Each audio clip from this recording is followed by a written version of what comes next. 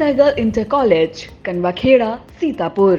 Admissions open for session 2024-25 for class 9th and 11th. Trained, highly qualified and experienced staff.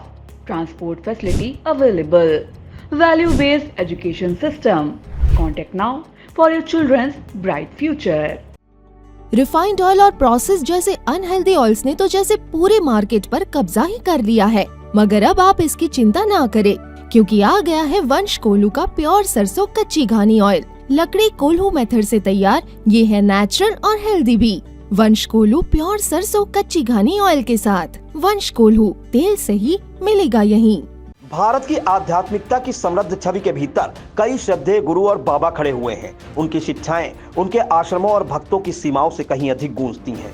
दुनिया भर में लाखों अनुयायी होने के कारण इन आध्यात्मिक नेताओं ने पर्याप्त संपत्ति अर्जित की है और देश के आध्यात्मिक क्षेत्र को आकार देते हुए अत्यधिक प्रभाव डाला है। आइए 5 सबसे धनी और सबसे प्रभावशाली आध्यात्मिक गुरुओं और बाबाओं के जीवन के बारे में जानते हैं। सबसे पहले बात करते हैं सद्गुरु जग्गी वासुदेव की। आध्यात्मिकता और योग पर अपने व्यवहारिक दृष्टिकोण के लिए प्रसिद्ध ईशा फाउंडेशन के संस्थापक सद्गुरु जग्गी वासुदेव एक प्रमुख आध्यात्मिक व्यक्ति के रूप में खड़े हैं।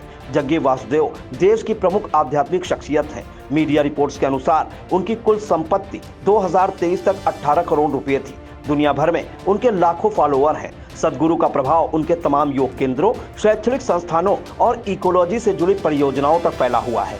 अपनी शिक्षाओं के जरिए वह इनर इंजीनियरिंग और समग्र जीवन सिद्धांतों पर ज्ञान देते हैं। अब बात करते हैं श्री श्री रविशंकर की। आर्ट ऑफ लिविंग फाउंडेशन के संस्थापक श्री श्री रविशंकर एक वैश्विक आध्यात्मिक विभूति के रूप में प्रतिष्ठित है, जो शांति, ध्यान और मानवीय प्रयासों के प्रति अपनी अटूट प्रतिबद्धता के लिए प्रसिद्ध है।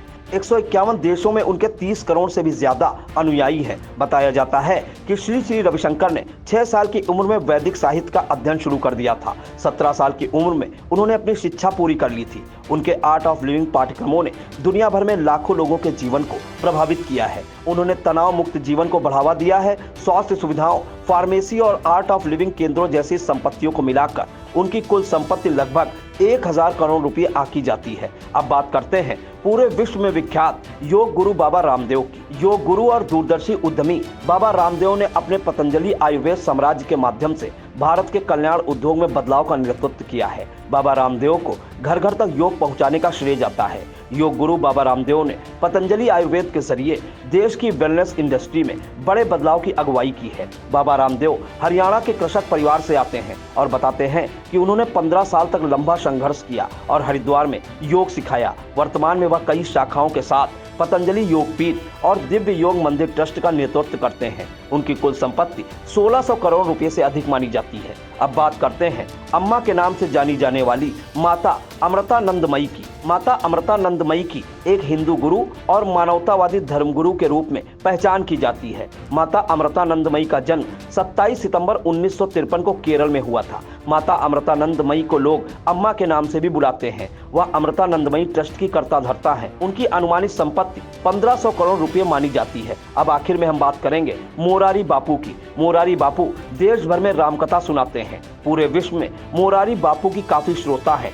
देश के साथ ही विदेशों में भी मोरारी बापू की रामकथा सुनने वाले काफी संख्या में हैं। इस कथा वाचन से मोरारी बापू की खूब कमाई भी होती है। बताया जाता है कि कथावाचक मोरारी बापू की सालाना आमदनी करीब 300 करोड़ रुपए है। ब्यूरो रिपोर्ट, आई इंडिया।